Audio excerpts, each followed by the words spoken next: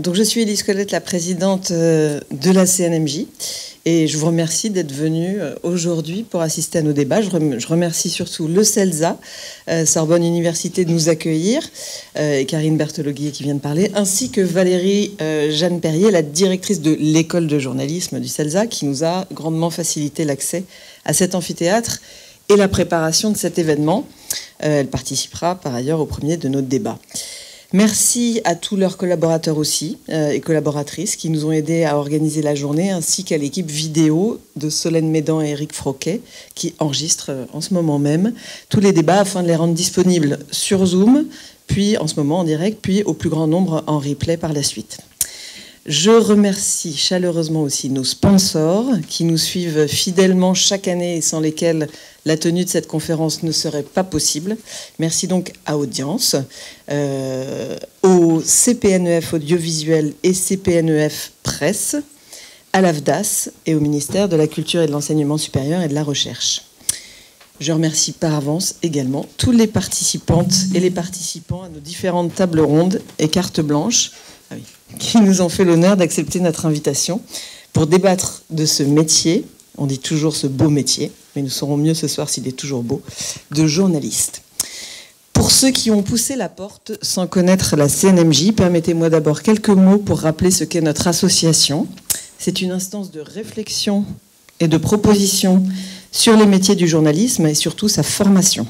Elle organise chaque année une journée d'échange entre des gens qui tous s'intéressent à ce métier, ceux qui l'enseignent, notamment les 14 écoles de journalisme reconnues par l'État, ceux qui le pratiquent, ceux qui l'étudient, les chercheurs, spécialistes des médias ou du monde du travail, et enfin ceux qui le pratiquent, les journalistes et leur rédaction en chef.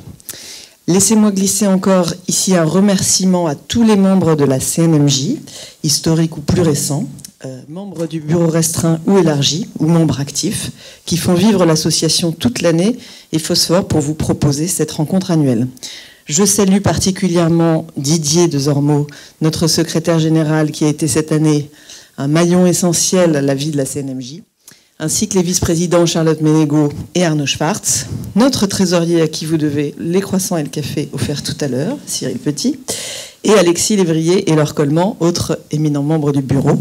Merci à Anne-Sybille Riguidel, chef d'orchestre de la communication et de la logistique de cette journée, et à Gilles Bruno, aux manettes du site web et de l'animation des réseaux sociaux. C'est aujourd'hui la 13e édition de la CNMJ. Et contrairement au mauvais augure de ce chiffre, nous sommes passés à travers les gouttes de la grippe, du Covid et de la neige pour nous rassembler autour d'un thème qui n'a pas été facile à choisir. Moi, le journaliste comme marque. Pour choisir ce thème, nous sommes partis d'un constat. L'apparition, depuis plusieurs années dans le paysage médiatique, de figures influentes, souvent nées sur les réseaux sociaux ou les plateformes vidéo, qui parviennent à faire leur trou parfois jusque dans les médias traditionnels, ou au contraire s'en tiennent soigneusement éloignés.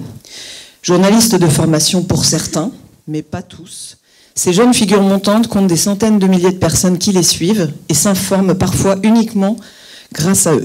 Je pense à Hugo Travers, un autre Hugo, Clément, Salomé Saké, Victoire Tuaillon, Gaspard G, etc. Alors les nouveaux médias ne sont pas une nouveauté. Toute époque a connu ses lancements de magazines, de chaînes de télévision, de quotidiens, de radio.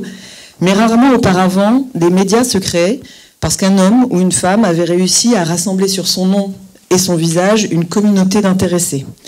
Aujourd'hui, ce sont même des entreprises de médias qui finissent par se constituer autour de ces figures influentes. À propos d'influence, nous avons longuement hésité sur le titre à donner à notre journée, tournant autour du mot influenceur. Connoté négativement dans la sphère commerciale, et à juste titre, comme l'a encore rappelé la semaine dernière, la plainte déposée contre des influenceurs de la télé-réalité pour escroquerie en bande organisée, le terme influenceur peut-il s'appliquer à ces journalistes qui informent d'une nouvelle manière, qui utilisent des nouveaux canaux pour faire du journalisme? Essaient-ils d'informer à l'ancienne, ou bien veulent-ils influencer? À l'inverse, leurs aînés n'ont-ils jamais voulu qu'informer? N'existait-il pas déjà des formes d'influence dans les médias du XXe siècle et évidemment les siècles précédents? Les youtubeurs, les twitchers, les instagrammeurs ou les tiktokers se mettent au premier plan pour décrire, expliquer ou commenter l'actualité. Cette relation directe avec l'audience interroge. On n'est plus dans la médiation.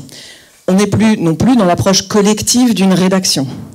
Les messages envoyés par ces nouveaux passeurs ou influenceurs sont-ils fiables et crédibles, comme sont censés l'être ceux des journalistes professionnels? Qu'est-ce que ces nouvelles formes d'information ont comme conséquence sur l'identité du journaliste? Sont-ils ou ne sont-ils pas journalistes? Ces nouveaux médias peuvent-ils prétendre à la carte de presse? Comment les écoles, au cursus reconnu notamment par la profession, traitent-elles ces nouvelles manières d'informer dont par ailleurs leurs étudiants sont friands? Je me permets à ce propos de reprendre une infographie. Alors attendez, je vous la mets. Ouais, non, c'est pas là. Tu l'as pas mise du coup. Bon, c'est pas grave. Je vais vous... une infographie publiée dans La Croix, mais vous l'avez tous vu bien sûr, ce mardi, dans le cadre de l'étude annuelle réalisée avec Kantar sur la confiance dans les médias. Même si l'intérêt des Français dans les médias et l'information, c'était la bonne nouvelle, s'est amélioré en 2022 et qu'on constate encore une certaine confiance dans les journaux télévisés, la radio et la PQR principalement, la particularité de la jeunesse quant au métier de journaliste ne peut que nous interpeller quand on voit alors que 51% des moins de 35 ans jugent que c'est une bonne chose que de plus en plus d'informations soient diffusées sur les réseaux sociaux par des personnes qui ne sont ni journalistes ni rattachées à des médias. C'est 2 fois plus que parmi les plus de 35 ans. Ce fossé générationnel et toutes les questions que je viens d'évoquer seront posées aujourd'hui. Nous n'avons pas vocation à y répondre de manière tranchée ou ferme. Nous n'avons pas vocation non plus à décider qui est journaliste ou qui ne l'est pas. Mais la CNMJ a pour vocation de mettre les sujets sur la table pour confronter les points de vue, pour faire réfléchir chacun d'entre nous réunis ici, ainsi que ceux qui nous regarderont plus tard sur les réseaux sociaux. Dernière petite chose, n'hésitez pas surtout à commenter, à live tweeter et à suivre les débats sur les réseaux sociaux, bien sûr, de votre choix, mais toujours avec le hashtag CNMJ, qui n'est pas là, mais c'est pas grave, c'est pas très compliqué, hashtag CNMJ. Et je passe tout de suite donc la parole pour notre premier débat à Maëva Dumas, qui est étudiante à l'école publique de journalisme de Tours, et également tiktokeuse, ainsi qu'à Cyril Petit, éminent journaliste et ancien président de la CNMJ.